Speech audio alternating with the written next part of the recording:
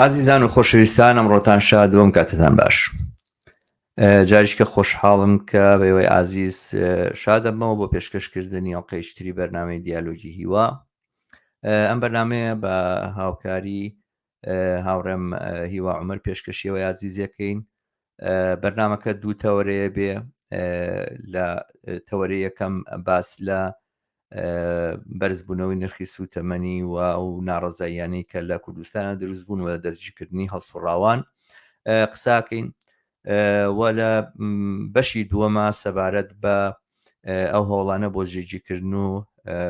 پەرەپێدانی فرەژنی لە کوردستان ئادرێ لە بابەت کەیسی هاوسەرگیری یەکێک لە سەرکردەکانی جوڵانەوەی ئیسلامی لە کوردستان عەلی باپیرەکەین. بەڵام بەرنامەکە بە جۆرێکە بێت کە ئەم بەرنمەیە پێشکەشیەوەی ئازیز کرا وچانێکە دەین بە دواتر لە لای فێکی ترا یەینەوە خزمەتیەوەی ئازیز. هیوا خۆشحاڵم دەنگ و باست و مێدوارم باشبی. شەماڵ سلااو دەبێ، سلااو لە بینەرانی شیوادارم، جەناب و بینەران و هەمولایەک باش و سەلامت بن. جەنابەت ماندوو نەبی، ئەزانم تۆ لە من زیاتر ئیشەکەیت. زۆر سپاس، هەربژیت هیوا. هیوا باسی ئەم تەوەری ئەم ڕۆمان سەبارەت بە گرانبوونی سوتەمەنیەوە ئەو هەوڵ و خەباتی کەوتوتە ڕێوە خواستەی کە بەرزکراوەتەوە بۆ دیاریکردنی نرخی لیترێک بنزین بە 500 دینار. لە ئەنجامی ئەو ناڕزاییانەیە بەشێک لە هەڵسوڕاوان و بەشێک لە ژمارەیەک لە ڕاستیە لە بڵێن شۆفێرانی تەکسی لە شاری سلێمانی دەستگیر کراون. ئەمڕۆ ناڕزایەک لە سلێمانی بەڕێخرا،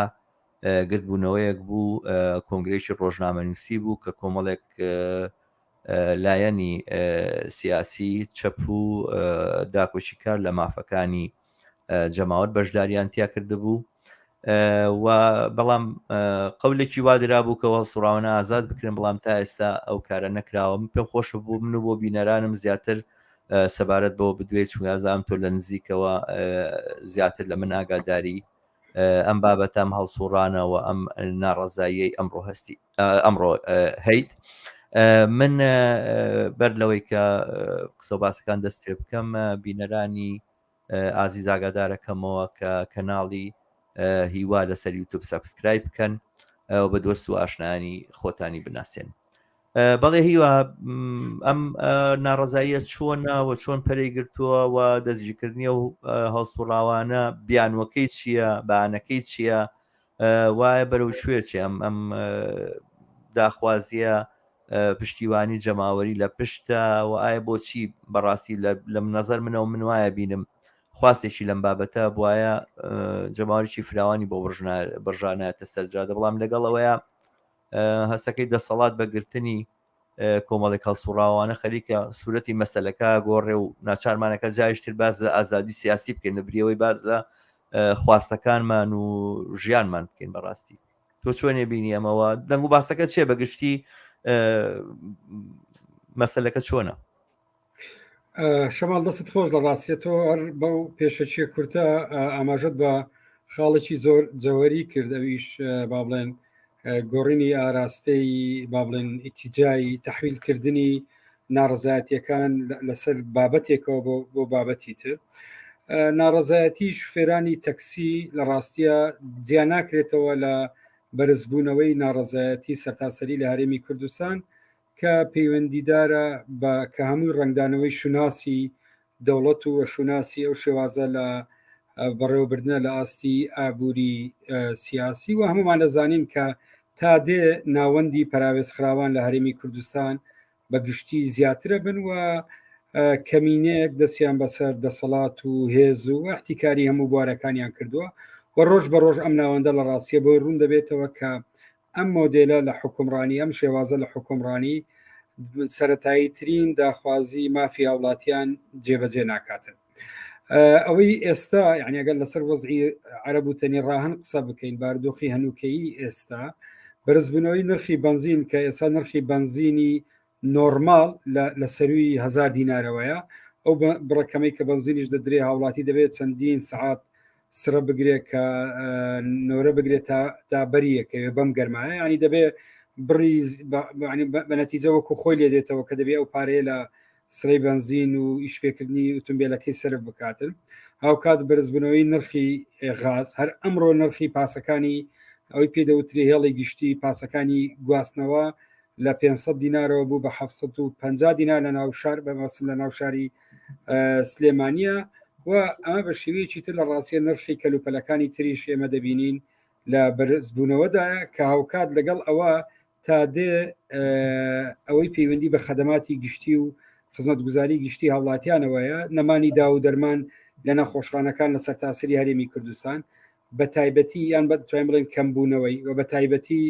لە نەخۆشخانەی هیوا و لە نەخۆشخانەکانی تر کە زۆر گرینگن کە بیعنی ژیانی هاوڵاتیان لە هەر چرکەیەکە بەهۆی نەمانی دەرمان دەکەوێتە مەترسیەوە و ئێمە ئاگداری ئەو کەمپینە گەورەیەشین کە بۆ نەخۆشخانەی نەجاتدانی نەخۆشخانەی وا کراوە و هەروە هەرچی پرۆژەکانی تری خزمەتگوزاریەیە بە تایبەتی لە سنووری سلێمانی هەموو پرۆژە خزمەتگوزاریانە ڕاوەستاون لە سنووری ئەولێر و دەوە بچ لە ڕاستیە بە جۆرێکی تر ئەم ڕاوەستان و ئەو تەعتیلە ئەبینن لەگەڵ ئەوەیە ئێمە ئەوە پەیوەندی بە خزمەتگوزاریەکان بوو لەگەڵ ئەوەیە ئێمە بڵاوبوونەوەی هەژاری دوایین راپۆرتی وەزارەتی تەختیت وەزارەتی پلاندانانی عێراق باز لەوە دەکا کە لە سەروی 10 ملیۆن هاوڵاتی عێراق کە ئەمڕۆ دەچێتە خوار هێڵی هەژاریەوە واتە یعنی ڕۆبعێکی یعنی لە 4 بەشی هاوڵاتیانی عێراق ئێستا بەشێکی لەژێر هێڵی هەژاریەوە دەژین تاوان ئەمە ینی ئەم ئامارە بەشێکی پەیوەندیدارە بە هەرێمی کوردستان بە تایبەتی لەم ماوانە ئێمە کۆمەڵێک بەدواداچونمان کرد و هەروەها لەو کۆنفرانس کۆنگرانی دەمان کردووە ئەو خوێنەوەمان بۆ ئەو داتانە دەکرد کە مەسلەی یەکێک لەلایەنەیە با بڵێن فاکتەرەکانی هەژاری لە کوردستانە مەسەلەی بڵاوبوونەوەی بێکاری و خاڵی دووەم دابەزینی حەقدەستی کارە دابەزینی حەقدەستی کارە بەپی ئەو داتانەی کە لە بەردەستی ئێمەیە ڕێژەی بێکاری لە هەرێمی کوردستان هەڵەکشێ لە سەدا 25 تا 140 لە تاوان بەپی فیئەکان و بەپی ڕەگەس ئەمە بگۆڕانکاری بەسەرادێ ئەمە بوو ینی ئەمە لە ڕاستیە بۆتە فاکتەرێکی گیری ینی بۆتە بنەمایە کە هەژاری دروستێ بێکاری دروستێ ناوەندی پەراوێزخراوەکان لە هەرێمی کوردستانە زیاتر بێ هەرچی ئەو پلانانەی حکوومەتی عێراق و هەرێمی کوردستانیش دایناوە هیچی لە ڕاستی چارەسەری نەکردەوەی عێراق ئێستا کە ئیسنادی دەکاتە سەربەکۆی لەم ماوەیە ئەنجومەنی وەزیران ڕایگەیاند کە مەسەلەی دابینکردنی سەکەنە هاوڵاتی ئەگەرەکەنی هەبێ بەڵام کاری نەبێ بەڵام ئەو بڕەپارەی کە بابلن حەقدەستی کاری ڕۆژانە کە بەشی خۆراک و پێداویستەکانی نەکە بێگومان ڕەنگە لە دۆخێکە کوخێکی دەستکەوێ بەڵام ناتوانێت ئەمە ببێتەوە ئەوەی کە لە ژێر هێڵی هەژاریە دەرباز بێ ئێستا ئێمە لە دۆخێکە قسەکەین واتە ئێمە قسە لەسەر عەدالەتی کۆمەڵایەتی یەکسانی ناکەین قسە لەسەر ئەوە ئەەکەین کە هاوڵاتی چۆتە خوار هێڵی هەژاریەوە هێڵی هەژاری لە کوردستان بۆ نمونە لە کوردستان بە 100 شتێک کوردستان و عێراق 100 شتێک دابین کراوە و ناوەندی مەسلەی کارکردن لایانی کەمی کرێ بە 350,000 دینار دیاری کراوە تەبەن هیچێک بە ئاشکرا کۆمپانیاکان التزام بەوە ناکەن و سعاتی کارکردن بە 2500 دینار دیاری کراوە. ئەگەر هەموو ئەوانە لەوە دەربچین دێنە سەر بابی دووەم بەشی ئەویش ئەوەیە لەگەڵ نەمانی خزمەت گوزاری هەڵکشانی بێکاری و هەژاری لە کوردستانە شەقی دووەمی حقوقی مواتن کە پەیوەندی بە مافە سیاسی و مەدەنیەکانەوەیە ئەویش لە پاشەکشەیە ئەویش لە پاشەکشەی گەورەیە کاتێ هاوڵاتی ئەم مافە سەرەتایانەی لە دەسەدا بە داوای مافەکانی ئەکاتن ئەلێرە یعنی دیموکراسیەتی ئەوەی پێدەوترێت لە توراسی سۆسیالیستیان ئەوەی باز لە دیموکراسەتی سیاسی دیموکراسەتی کۆمەڵایەتی ئەکریان لە دیموکراسەتی لیبراڵەکرێ دیموکراسەتی لیبرال لە ڕاستیە لە شەرقی ئەوسەتە بەم شێوازەیە لە کوردستان و لە عێراق و لەو ناوچەیە ئازادی تا ئەو ئاستە ئازادیەیە کە هیچ کاریگەریەکی لەسەر ناوەندی بڕیار نەبێ هیچ کاریگەریەکی لەسەر بەرژەوەندی ناوەندەکانی بڕیار نەبێ هەر کاتێک زانیان کە ئەم کاریگەریانە ئەمانە کاریگەر دەبێ بێگومان شتێک نامێنێ بەناوی ئازادی. بارودۆخی شوفێرانی تەکسی هاوڕێیان کۆساڵان حەمەد ڕەشید حاجی دارەوان خسرە و کەریمی نەرسێکیان ئەمە لە سێشەمەی ڕابردۆەوە نزیکەی هەفتەیەکەکە لە بەداخۆ لە گرتوخانەکانی ئاساییشن بەشێکە لەو دۆخە گشتەی کە باسم کرد پەیوەندی بە بارودۆخی گوزەرانی کۆمەڵانی خەڵکی کوردستانەوەیە ئەوان ئاگدار بوون و کۆسەڵان یەکێکە لەو هاوڕێتەوە کۆشەرانی کە هەر لە سەرتاوە لە ڕاستیە یعنی لە سەرەتای دەستپێکردنی بە حملەکە دژی بەرزبووی نرخی بنزین و ئەو شوفێرانە بە تایبەتی لە ڕاستیە کاتێک باسییانەوەیان دەکرد کە ئەوان ناتوانن بنزکە وەزئی شوفێران تایبەتتر بوو بۆچی ئەوان ینی ئەوان بەرژی ئەگە بەرژەوەندی ئەوانەی ساری با بڵێن تایبەتیانەیە یان بەهێڵەکانی گشتی هاتو چۆ دەکەن جارێک بەرژەوەندیان لێ بدرێ شوفێرانی تەکسی دووجار سەبەبەکەش ئەوە بوو کە ئەوان ژیانیان لەسەرەوە بوو لە ڕێگەی ئەم تەکسیەوە کاریان نەکرد ئەگەر بچوبانیان نۆرەکانی وەرگرتنی بنزین دەبوو 3-4 ساعت لە نۆرەی بنزین سرف بکەن واتە دەبوو کار نەکەن ئەگەر ئەوەش نەکەن دەبوو لتری بنزین لە سوری 1000 دینارەوە تێ بکەن تاوان ئێستا هاوینە دەبێت کوالیەتی بنزینێکی شتێ بکەیت تو سیر بکە ئەگەر عملیان بچێ ناوی شەکە هاوڵاتی چۆن ڕوبڕی ئەم کێشە با بڵێن عملیانە چییە ئەگەر نرخێک یاریکرااو تێ بکە بۆ منە بە 1100 دینار 1200 دیناری شتێ بکە کە بنزین نۆرمالی پێ دەڵێن سارەکەی ڕوبەڕووی ئەوە دەبوو کێسە دەبێت تەبریدی سارەکەی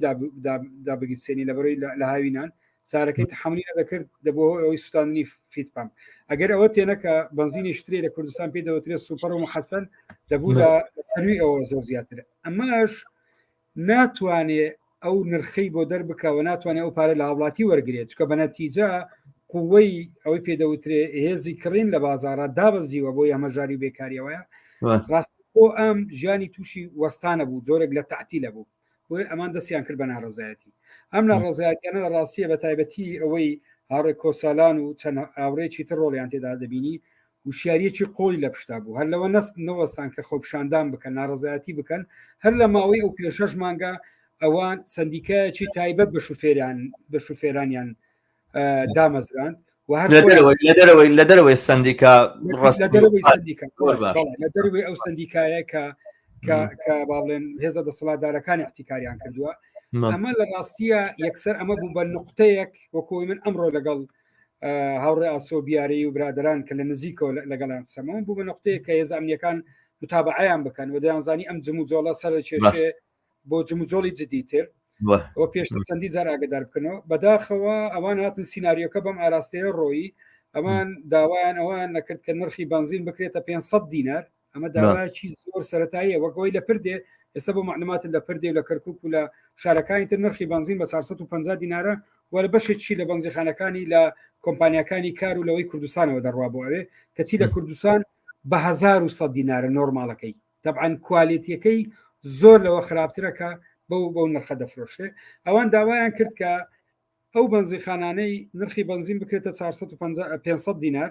و 5 بنزینخانە بۆ شوفێرانی تەکسی لە ناو شاردا بندرێ نەک لە دەرەوەی شار چونکە دەبوو ساعاتێک ڕێ بکەن هەر ئەوان حساباتی خۆیان کردبوو ساعاتێک ڕێکردن 3 سعات لە سڕی وەستان لە سڕەکە یعنی 4 سعات واتە دەبوو نیوەی ڕۆژەکە خەریکی ئەوە بن.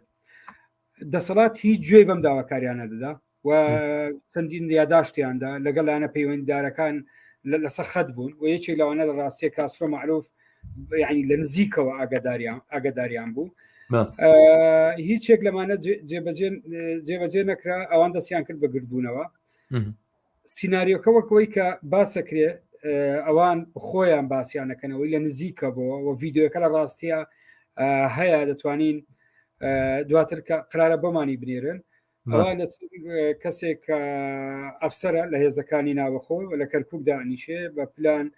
باسەکە ئەوان وەکەوەی کە ئەوان باسەکەن هێناویانە ناو خۆپشاندانەکە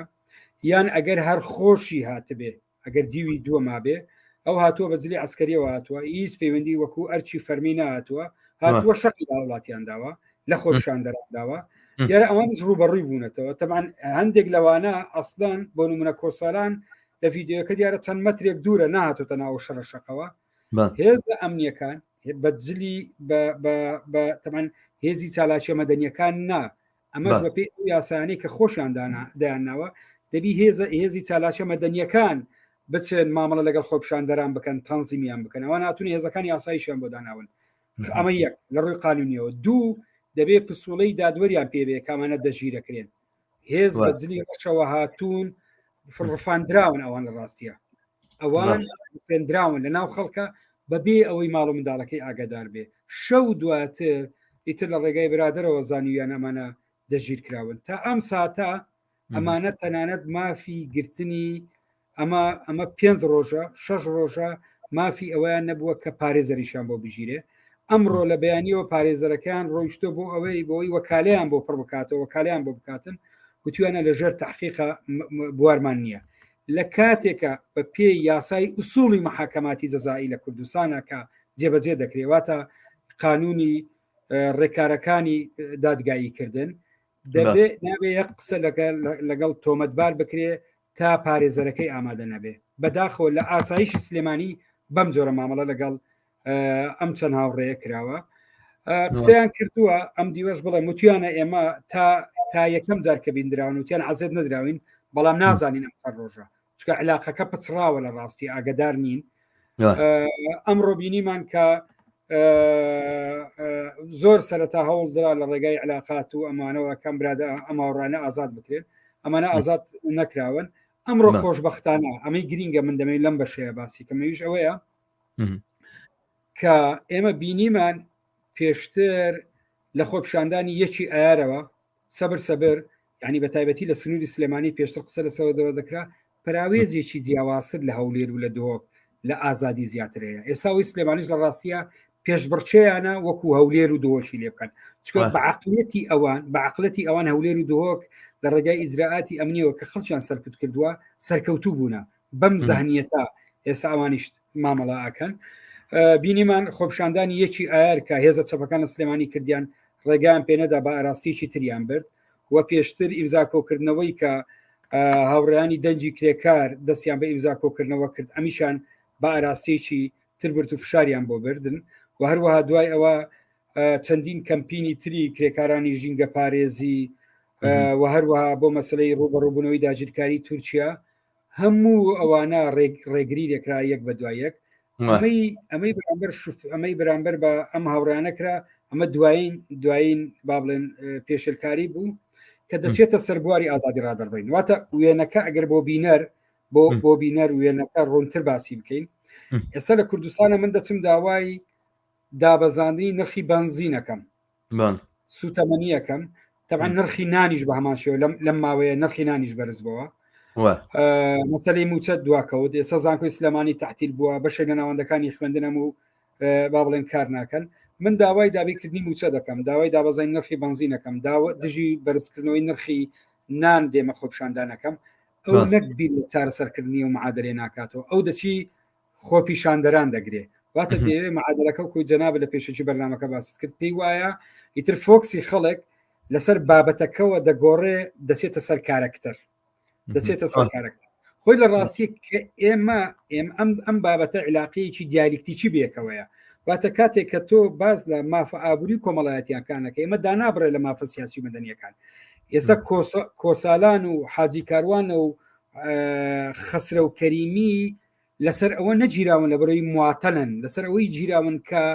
مەطلوبی حقوقی اقتصادی و ئیجتیماعیان بەرز کردوتەوە داوای مافە ئابووری کۆمەڵایەتەکانی خۆیان کردووە گەل لە ڕاستی ئەویان نەکردبایە هەرچی تریان بکردوانە دەشیر نەکراون بۆیە ئێستا بە خۆشببختانەوە من پێم وایە ئەمە هەنگاوێکی گرینگە کە لە داهاتوو دەکرێت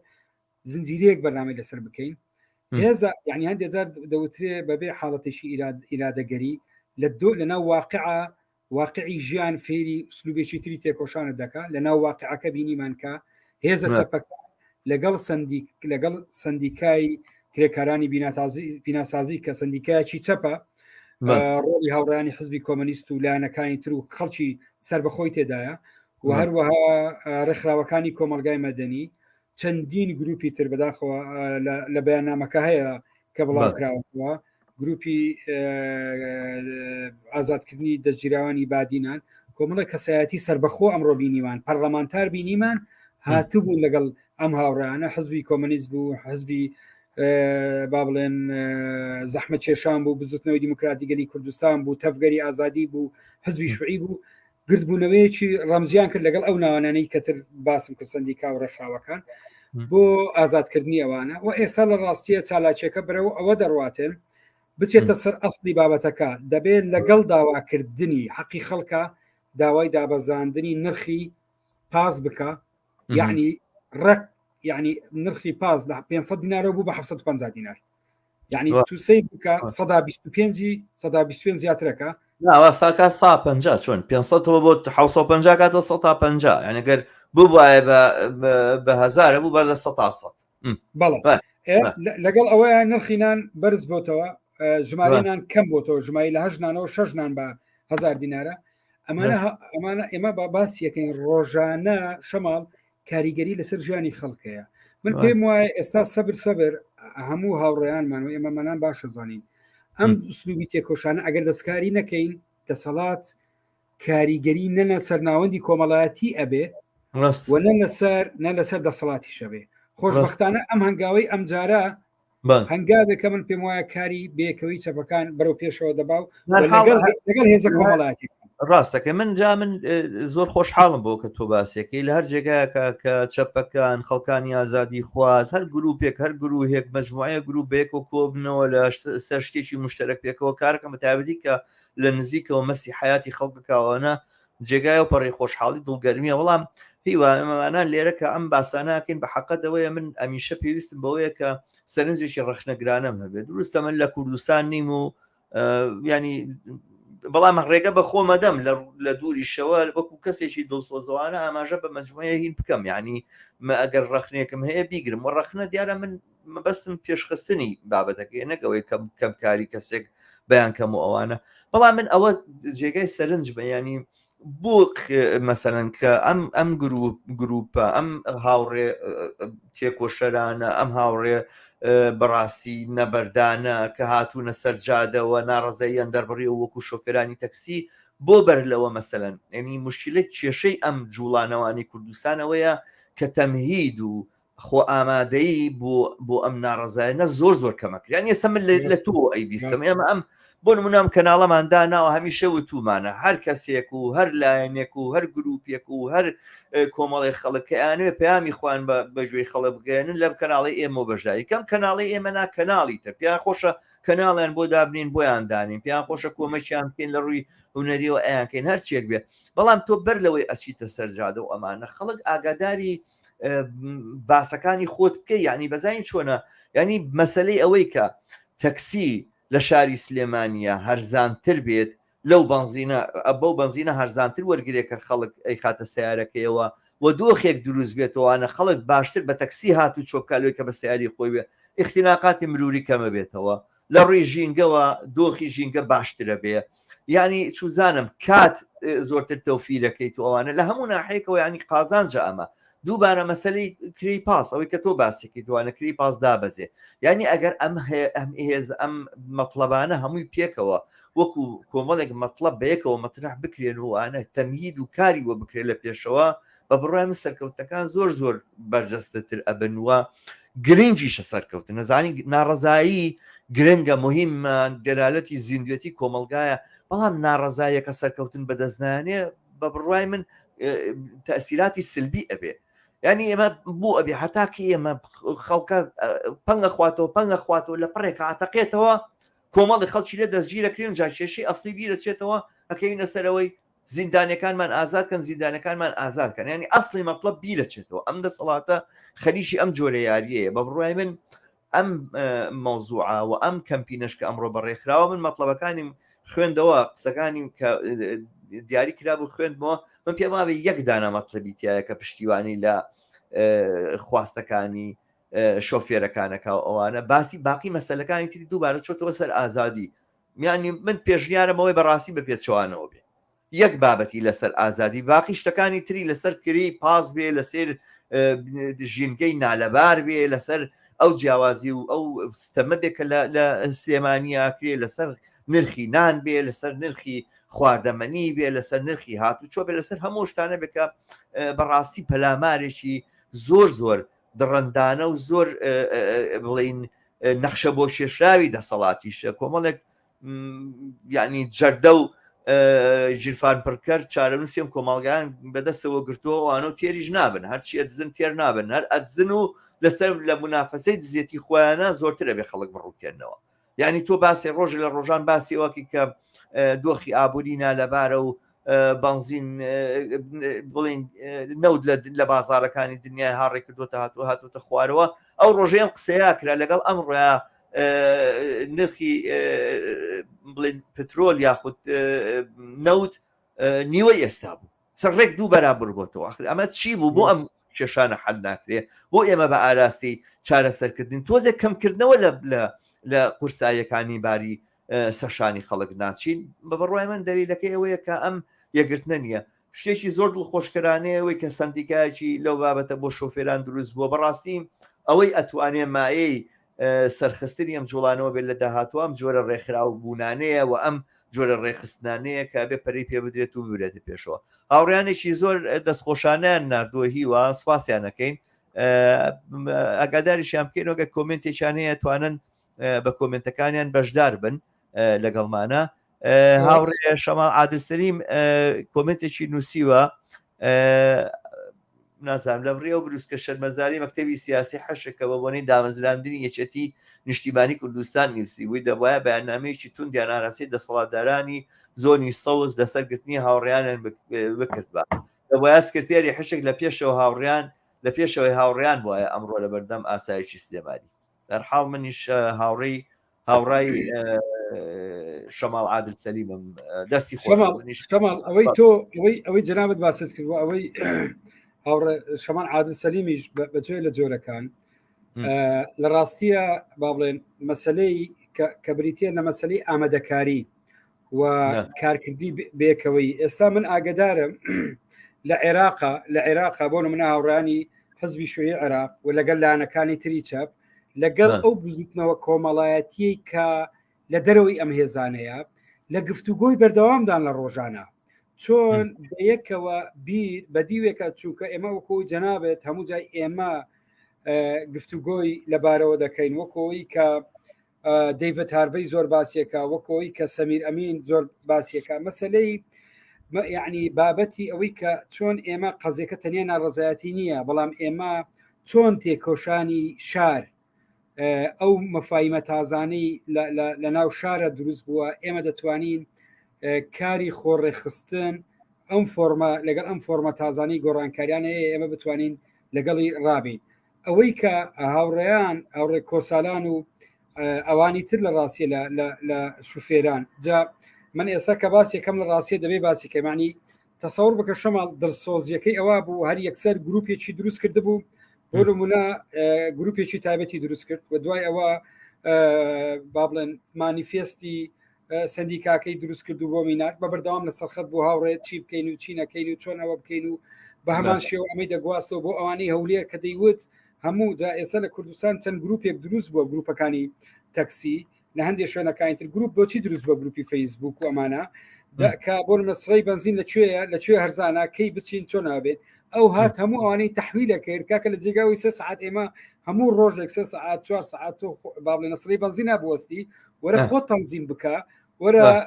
خۆپشاندان بکە هەر خۆپشاندانیش نییە یعنی تەنیا ئێمە باز لە خۆپشاندان بکەن لە ڕاستیە وەرە ئیمزا کۆ بکەوە خۆ تەنزیم بکە هەنگاو دەسەڵات بچی بەهێزە دەسەڵات بۆ بەهێزە دەسەڵاتە بەرەوەی خۆی تەنزیم کردووە هێزی لە دەستایە ئەزانم ستراکچەری ئەم هێزە بنیادەکە جیاوازەوەی لەگەڵ ئێمایە بە ستراکچەری ئەو بنەماکەی خۆ تەنزیم کردنە لە ڕاستیە ئاخی خۆ تەنزیمەکەی چۆنە هیوە درۆزنەکانی سەر میدیای هاوکاری ئاسایشن هاوکاری ئەو مەلایەنن کە بە پارێک ڕاون و باسەکە نەڵێن لە ڕدەسەڵات هەڵمەگەڕێرەوە هاوکاری ئەو مامۆستایانن کە لە مەکتەب قوتابیەکان فێرەکەن چاوبەرەبژێری دەسەڵات بن هیچی نەکە یعنی هەمووی سیستەمێکی دروست کردو پێکی هێناوە بەڕاستی جەماوریش لە بەرامبەر یابێ ئەوە بکە یعنی شۆفێرانی تەکسی لەگەڵ سایقی پاسەکانە لەگەڵ ئەو کەسانی کە تەکسی و پاس بەکارێنن پێویستیان بەوەیە لە بەرەیەکە پێکەوە بن چونکە مەطلبەکە یەک مەطلبە ئەگەر نرخی بەنزین دابەزێ بۆ تەکسیەکان و ئەمانە خەڵکی ئاسایش ئەتوانێت سوود لەمە وەربگرێت و ئیمکە خەڵکی شۆفێرانی تەکسیەکان لەگەڵ سایقی پاسەکانە هەمان کێشەیان هەیە هەمان مەسەلەیان هەیە کە ئەتوانن پێکەوە هاوکار بن مەبەستمەوەیە بەش و پارچەکانی ئەم جوڵانەوەی پێویستی بە لێکەڵپێکانەوە ئەگەر هێزێکی سیاسی و کۆمەڵێک هێزی سیاسی بەڕاستی ئەرچێک بۆ خۆیان دابنێن سەرباری ئەوەی کە پێکەوە لە سەنگەری بڵێن شۆفێرانی تەکسیاوەستان کە کارێکی زۆر زۆر باشە قسە لەسەرەوە بێت چۆنم بەش و باڵانی ئەم جوڵانەوەی لێکەڵپێکرێت شمال من تقریبا تەوەرە بەرەو هینە ڕواتن یعنی من لە دوو لایەنە من بە زۆر بە گرنگی دەزانم تاوان ئەم خوێندنەوە ڕەخنەیانە ئەسڵان یعنی ئەم ڕەخنانەی تۆ ئەیگری زۆر زۆر گرنگە لە ڕاستیە واتە هەندێک جار یعنی ئێمە بەقەت ئەوەی کاری پراکتیکی ئەوانەی لە ڕۆژانە ناو کاری پراکتیکیان بەقەت ئەوە ئێمە پێویستیشمان بەوەیە کە و جەنابیش لە ناو کاری پراکتیش لە ڕاستی ئەم بەرنامەیە کاری پراکتیکی ڕۆژانە تۆ سەدان خەڵک لە دەرەوە خەریکی کەیف و سەفا و خۆیەتی بە ئیسەدادی نییە بۆنمە ئەم کاتا بۆ ئەوە بکە ئەم کۆمەکە زۆر زۆر گرنگە لە ڕاستیە ئەویش ئەوەیە کە ئێمە مەسلەی کاری هاوبەشی نێوان سندیکاکان چین و توێژە پەراوێزخراوەکان کرێکاران و مەسلەی پارتە چەپ و کۆمەلیستەکان لەسەر ئەم خاڵانی کە پەیوەندی بە ژیانی خەڵکەوەیە بە ژیانی خەڵکەوەیە ئێستا بۆ نمونە مەوزوعی بنزین ئێستا بابەتی وەزعی لوبنان تەمەشاکە ئێمە ئەزانین لوبنان بەرەو چ دۆخێکە ڕواتن سەری باردۆخی عێراقە بەرەو وەزعی کوردستان هەستەکەیت لە مەسلەی تەسعیدی وەختی وەزعی سیاسی لە کوردستان سەیر بکە هاوشەوەی لوبنان و ئەو شوێنانە یعنی لەگەڵەوەی لەڕووی کۆمەڵایەتی و ئیجتیماعی و خزمەتگوزاریەوە داڕماوە بەرەو داڕمانە ڕواتن خەدەمات بەرەو کەمبوونەوەی تەواوەڕوە نرخی ئەمە هەموو پێداویستەکان بەرەو بەرزبوونەوە دەڕوە و لە ناو دەسەڵاتیش دەسەڵات لە ناو خۆشی لە ناو بابلێن حزابی بۆرژوازی حزابی حاکمە لە قەیران و لە سراعدان لەسەر مەسەلەی چێکی دەسەڵات ئێستا نمونەی ئینهیاری کرد دۆخی لوبنان ئێستا وەزعی کوردستان لە ڕاستیە و ئێستا چاودێرە نێودەوڵەتیەکان ئەوانە تێگرتوەکان بەردەوام و ئاماژەیە دەدەن بۆیە ئێمە بە هیچ جۆرێک پەیامی ڕوخان یان با بڵێن لە ناوچوونیم ئەزمونە تێگەیشتنی ئێمە نییە لە ڕاستیە قسەی ئێمە لەسەر ئەوەیە کە چۆن هێزە ئەم هێزە کۆمەڵایەتیانی کە پەراوەز خراون دەسەڵات پێیاکەن خۆیان بەهێز بکەن بۆ ئەوەی ببنە بەدیلی ئەمانەی کە ئێستا لە دەسەڵات ئەمە خاڵێکە مەسلەی کاری بێکەوەی لە ڕاستیە دەبێت دوور لە عقلەتی دۆگمایی دوور لەوەی کە من ڕەچەتەیەکم پێم وابێ ئەم ڕەچەتەی من ئیتر تێکۆشان بەس بریتێ لەم ڕەچەتەیە لە واقعی ژیانە من پێم وایە هەموو ئەوانە حەسمە بێ خاڵی دووەمەوەیە کە چۆن ئەم گروپانە ئەم چین و توێژانەوە لێ بکەن خۆیان تەنزیم بکەن و خۆیان دیفاع لە خۆیان بکەن لە ڕاستی دقیقاً درست زۆر درستە بەڵێ دەست خۆش من پێم وابێ کەمێک گەیشتینە کۆتایی باسەکەمان ئەو هاوڕیانی کە ئەگەر کۆمنتێکیان هەبوو بینوسن چاکە ئەگەرنا ئێمە ئەم بەرنمەیە لێرەیە کۆتایی دێنین بەڵام تەوەرەی دووەمی ئەم بەرنمەیە هەر پاش ئەمە بە شێوەیەکی ڕاستەوخۆ دووبارە لایف پێشکەشتان نەکرێتەوە. هاوڕێیانی کە بیسەری ئەم بەرنامەی ئەمەنیا بینەری ئەم بەرنامە لە هەر کەناڵێکەوە لە هەمان ئەو کەناڵانەی کە بەرنامەکەمان ئێستا بڵاوە بێتەوە لە هەمان ئەو کەناڵانە بەرنامەی داهاتوومان کە سەبارەت بە مەسلەی فرەژنیە و مەسلەی مافەکانی ژنانە لە کوردستان لەو کەناڵانەوە دووبارە ئەو بەرنامەش پەخشەکەین بە لایف لەگەڵمان نابن. هاوڕێک کاسترۆ معروف کۆمنتێکی نووسیوەڵی ئەگەر لەو یەک دوو ڕۆژە زیندانیان ئازاد نەکەن دەبێت حیزب جا لە هەواڵەکان ئێمە سکاڵای یاسایی تۆمار بکات دژی سکاڵەکاران ئێمە بەو کارە هەڵدەستین. زۆر باشە بەرحاڵ هەر هەوڵێک بێت و هەر کارێک بکرێ بۆ ئازادکردنی ئەو هەڵسوڕاوانە کۆمەکێکی جدیە بە جوڵانەوەی جەماوەری لە جێگایەکە بێ سەرکەوتن بەدەست بێنین لە شوێنێکە بێ ئەم قوفڵی سەرکوت و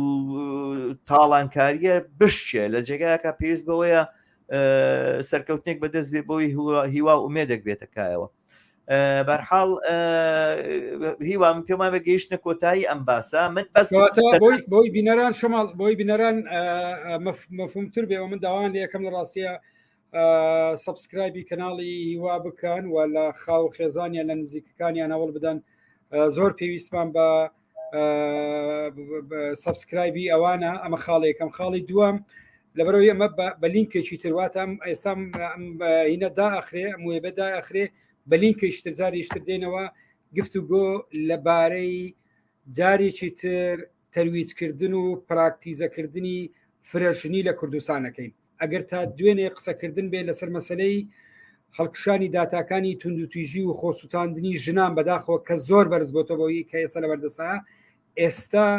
تەرویز بۆ فرەژنی شەکرێ ئەمە دیوێکی تری ئەم بابەتی و ئەمە دیوێکی تری لە ڕاستیە مەسلەی ئازادیەکانە هیوا بەس پێشەوە ئەم بەرنامەیە کۆتایی ببێنین. من یەک سەرنجم هەیە کە بەڕاستی خۆشحاڵی خۆم دەربڕم بەو هەنگاوەی کە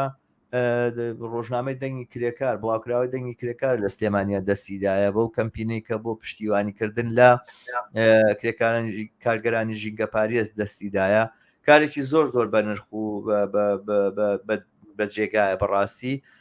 نمونەیەکی زۆر باشە و مێدەوارم ئەم نمونانە لە داهاتووە دووبارە ببێتەوە ینی بۆ بابەتی وەکو